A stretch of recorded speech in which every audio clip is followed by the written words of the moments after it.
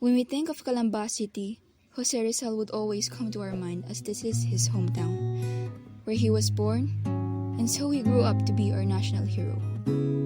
All he left us is his story, and here in our town is his home. That's why the first thing on my list when we were given the art mapping task was to go to his house, or what the locals famously call Bahay ni Rizal.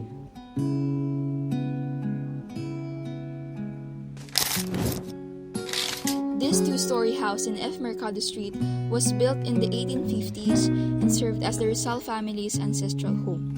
It was actually Rizal's father, Francisco Rizal, who built the house in a span of 2 years. Most of the lower part of the house was made of adobo stone and bricks, while the upper part was made with hardwood.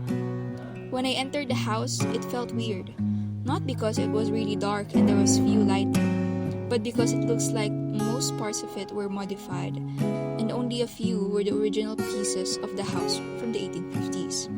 According to Junfil Olarte in his blog, the house was actually demolished in the late 1890s after the family was evicted from their home and got reconstructed in the 1950s, then modified as time went by.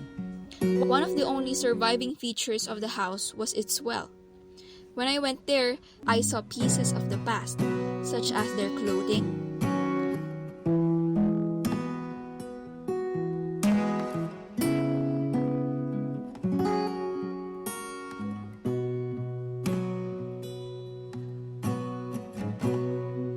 fine dinnerware,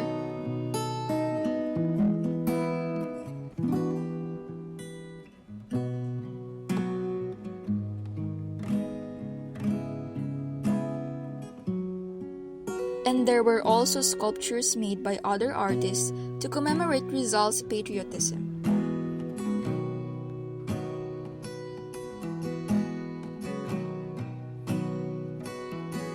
There were also infographic displays for the visitors to read.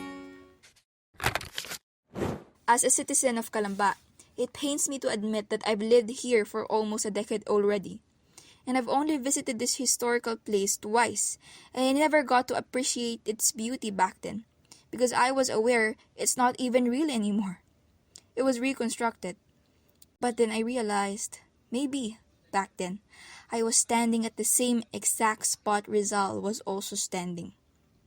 Or even back then, learning how to walk. Even though not visited frequently, it has made an impact to me and to the community that this is our town's pride. This is what we should take care of to refrain from having it reconstructed again and again until there are no more original pieces from the house. May this video serve as an awareness to those who aren't appreciative enough of our own heritages. Just one tricycle ride away, I found this artsy-looking cafe in Barangay Halang, Calamba City.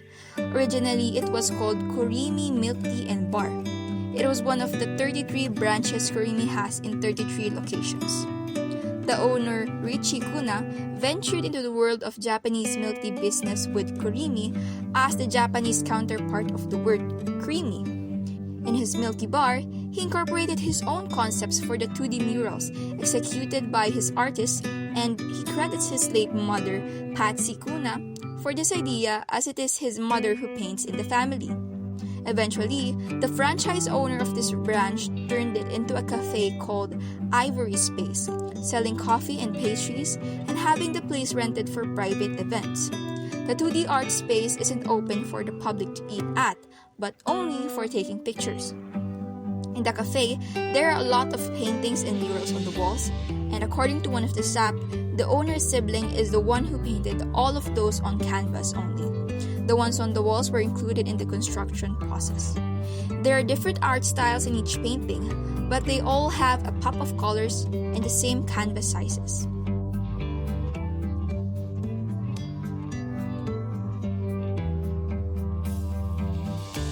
It's been 2 years and the cafe branch is still up and running. Aside from their tasty beverages and mouth-watering pastries, locals come here for the Instagrammable 2D painted room that introduces innovation, different from the typical neat cafe interiors. This is what sets them apart from other cafes.